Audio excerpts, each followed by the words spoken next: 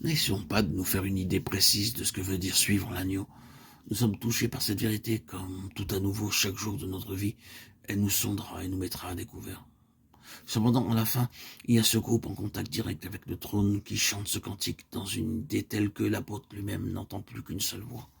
J'entendis une voix, et la voix que j'entendis, le mot voix est au singulier. Ces 144 000 personnes chantent si bien à l'unisson qu'on a l'impression d'uire à un seul son et une seule voix. Dieu a fait un exploit.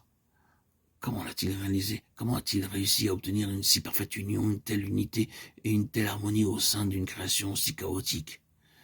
Comment Dieu mettra-t-il fin à toutes les divisions que l'ennemi a provoquées dans ce monde et même au sein du peuple de Dieu?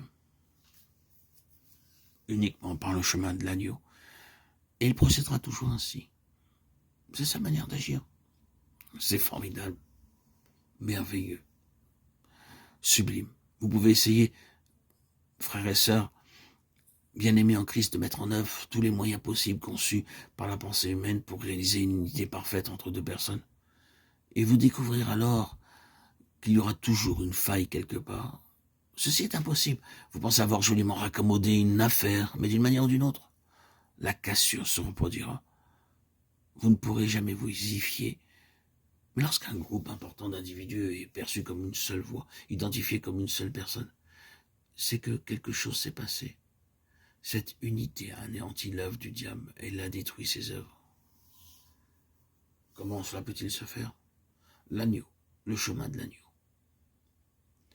Veuille le Seigneur, béni et tout-puissant, faire de nous des disciples de l'agneau. Alléluia, amen. Je voudrais à présent que vous lisiez le passage de l'évangile de Jean 1, 29 et Jean 1, 35, 37, qui nous donne une deuxième vision très concrète et très personnelle de l'agneau dans le domaine de la révélation biblique.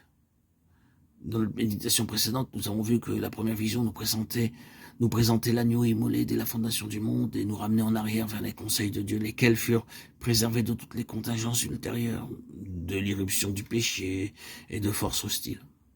Voici, dans la seconde vision où l'agneau apparaît en personne, lorsque les temps furent accomplis, Dieu envoya son Fils.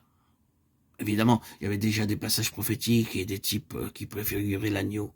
Les traits de l'agneau ont été dépeints dans l'Ancien Testament par de nombreux termes symboliques et par des annonces prophétiques. Mais dans l'évangile de Jean, il s'agit d'une seconde manifestation de sa personne, soulignée par la répétition de la proposition « Voici, voici l'agneau de Dieu ». La première déclaration mettant l'agneau en scène est plus complète, l'agneau de Dieu qui ôte le péché du monde. Il semble que cette parole ait été prononcée en public. En ce temps-là, des foules venaient au Jourdain pour se faire baptiser par Jean, lequel fit ouvertement et en présence de tous cette déclaration de grande envergure.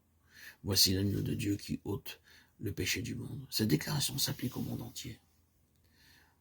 Mais la deuxième annonce, dans laquelle la dernière partie de la phrase est omise, s'adresse selon toute vraisemblance aux disciples.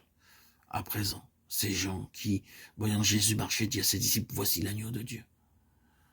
Nous avons d'abord cette présentation de l'agneau qui s'offre au monde entier pour se charger du péché, mais nous avons aussi une seconde manifestation de l'agneau qui s'offre aux disciples comme modèle à suivre dans leur marche. Il regarda Jésus qui marchait et dit, voici l'agneau de Dieu. Jean ne le contempla pas seulement en tant que bouc émissaire, mais aussi dans sa marche. Et je pense que ceci nous renvoie à Apocalypse 14, 4. Bien sûr, les 144 000 l'ont vu comme celui qui porte le péché, mais aussi comme celui qu'il faut suivre de près jusqu'au bout du chemin, c'est-à-dire le suivre partout où il va. Quoique nous puissions nous réjouir du premier regard et tressaillir d'allégresse en contemplant le Seigneur comme celui qui a porté notre péché.